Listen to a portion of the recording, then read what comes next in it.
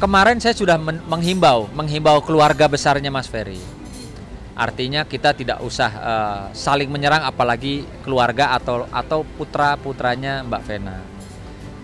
Tapi kalau secara hukum, menurut kacamata hukum saya, bahwa ketika Mas Ferry membuat video ya permohonan maaf sambil menangis itu, yang sekarang menjadi konsumsi publik dan menjadi buli-bulian di masyarakat, menjadi bahan tertawaan, bahan hinaan, itu seharusnya ya tidak dipublikasi.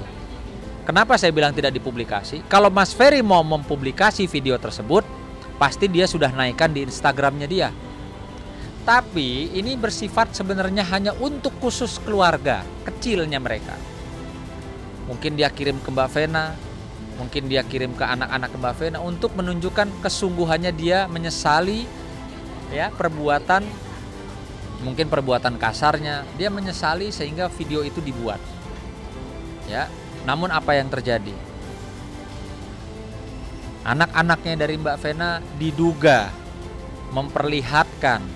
mempertontonkan video yang sebenarnya tidak boleh untuk dikonsumsi publik kepada podcast seorang public figure, yang dimana kemarin juga seorang public figure yang berinisial DS sudah kami layangkan somasi secara terbuka melalui media.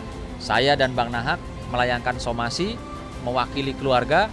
Somasi itu artinya menegur, memperingatkan agar segera ya melakukan permohonan maaf kepada keluarga besar Mas Ferry.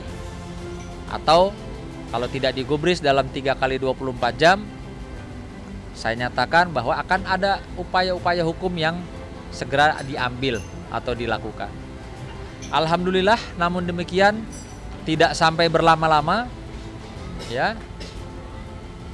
seorang DS itu menghubungi saya dan menyampaikan itikat baiknya ya, itikat baiknya untuk meminta maaf kepada ibunda Mas Ferry ya, kepada keluarga besar Mas Ferry. Artinya saya pribadi juga mengapresiasi ya bahwa DS dengan jiwa besar dan sportif mau ya menjalin silaturahmi dan mau meminta maaf. Ya, komunikasi itu terus juga berjalan. Lalu juga kemarin saya sampaikan kepada Mas DS, saya sampaikan ya ke pihak keluarga.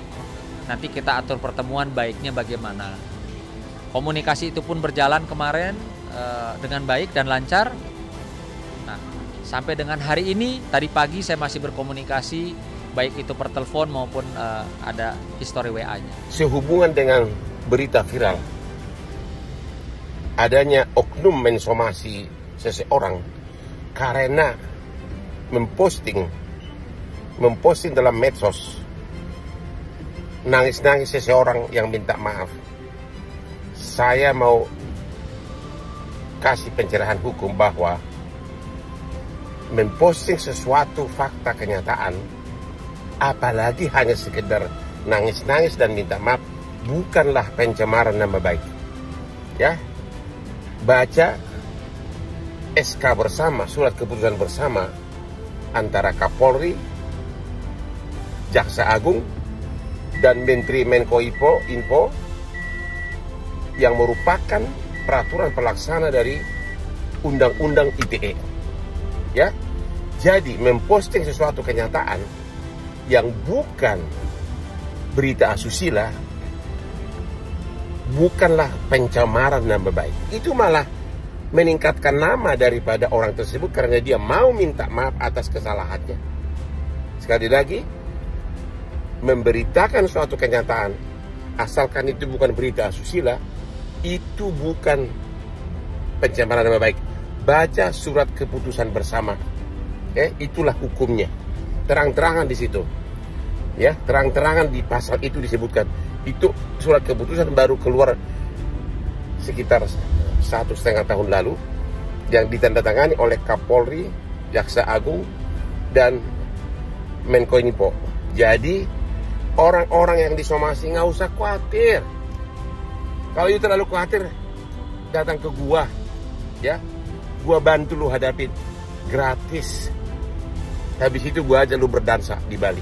Namun yang sangat-sangat juga disayangkan, kenapa ada oknum pengacara yang justru melihat peristiwa ini untuk ditambah menjadi satu persoalan yang gaduh, di mana seorang oknum pengacara itu menyampaikan bahwa kami berdua tidak tepat melayangkan somasi dengan alasan A, B, C, D lah. Lalu bahkan dia menawarkan ya secara gratis jasanya untuk mendampingi orang yang kami somasi. Nah, ini artinya apa? Kenapa sih pengacara senior itu senangnya harus ada ribut-ribut rame-rame? Apalagi tahu nggak sih dia kalau saya sudah berkomunikasi dengan orang yang saya somasi? Untuk apa lagi dia bikin ya di sosmed bicara-bicara sok ngajarin kita, lalu mau istilahnya menawarkan jasa mendampingi orang yang kami somasi? Untuk apa lagi gitu loh. Harusnya semua ini tidak terjadi atau tidak melebar kalau saja dari awal selaku pengacara itu mau mendamaikan.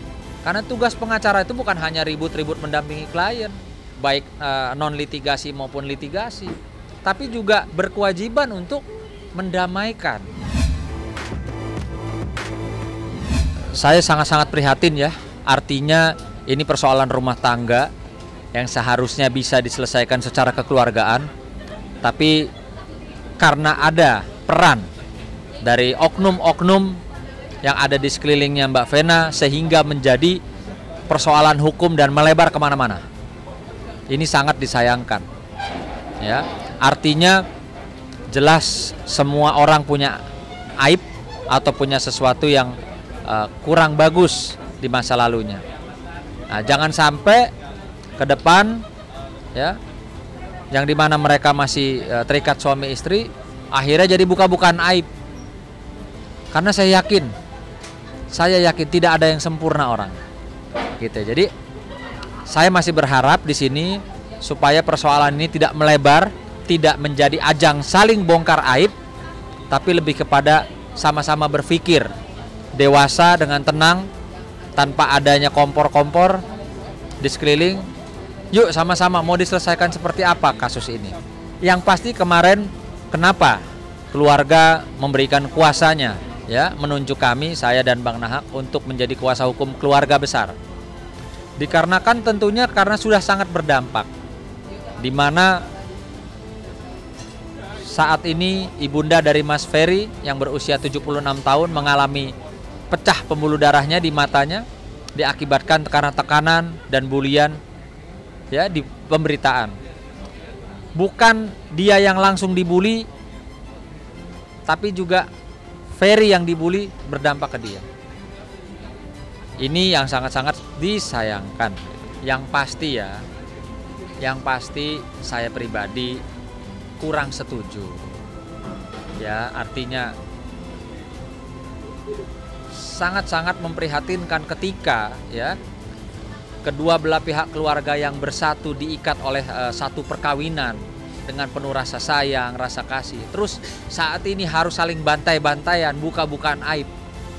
Hanya gara-gara ada oknum-oknum yang menjadi kompor, baik di pihak mungkin ada di pihak kami yang menjadi kompor juga, tapi juga mungkin ada di pihaknya Mbak Vena. Ini kan sangat disayangkan. Itu hidup adalah pilihan, mau dibongkar atau tidak dibongkar. Ya, mungkin saya hanya bisa menyampaikan jangan sampai ini bongkar-bongkaran aib. Karena itu tadi, semua orang pasti ada aibnya yang belum terkuak gitu. Jadi pertama-tama kami menyampaikan turut prihatin atas perkara KRT terhadap Kakak Vena ya. Tapi ini negara hukum, bukan negara viral, bukan negara bully, kan begitu. Kita harus kembali ke pokok permasalahan. Undang-undangnya dulu nih, biar jelas. Jangan kita melebar kemana-mana, tapi lupa dengan persoalan ini persoalan apa gitu loh. Undang-undangnya jelas, PKDRT, penghapusan kekerasan dalam rumah tangga. Artinya Ferry sekarang ditahan, tersangka dan ditahan. Artinya polisi sudah memiliki 2 alat bukti yang cukup. Prosesnya pasti sudah berjalan dong, ya kan? Yang kita belum tahu apakah kekerasan fisiknya seperti apa, psikisnya seperti apa. Ini yang kita belum paham. Karena belum dipublikasikan. Karena yang bisa tahu itu adalah hanya dari satu psikolog, ya, soal psikis ya, dan dokter-dokter yang ditunjuk. Dan ada keluar rekomendasi. Kalau masalah fisik itu pasti ada visum. Visum itu bisa melihat mana apakah kekerasan itu mengakibatkan luka berat, sedang atau ringan. Itu pun harus dari pihak kedokteran yang bisa menjelaskan itu kepada publik. Nah, makanya itu kita masyarakat tuh jangan sok tahu, ya kan?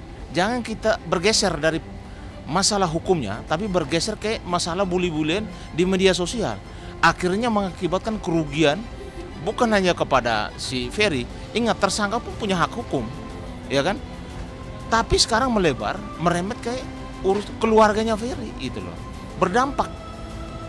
Bukan hanya Ferry dibully loh, ini keluarga. Makanya keluarga menunjuk Pak Sunan Kalijaga dan saya untuk supaya bisa mendampingi mereka, mengklarifikasi, ya kan? Untuk juga menyampaikan hati-hati kepada netizen yang sudah keluar daripada arena, gitu loh.